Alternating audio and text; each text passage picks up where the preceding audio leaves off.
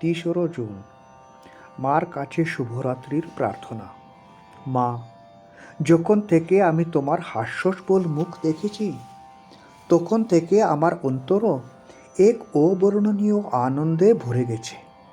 আমি কখনোই ভুলাতে পারবো না তোমার মুখের সেই উজ্জ্বল হাসি, যা জীবনের ভয়াবহ হতাশা থেকে মুক্তি পাবার আশা ও ভালোবাসা দিয়ে আমার পথকে আলোকিত করে।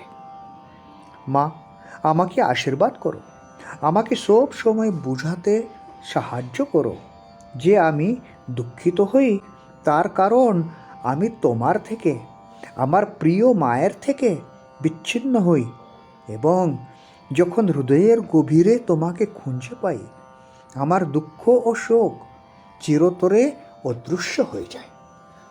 জয় মা, জয় মা, জয় মা।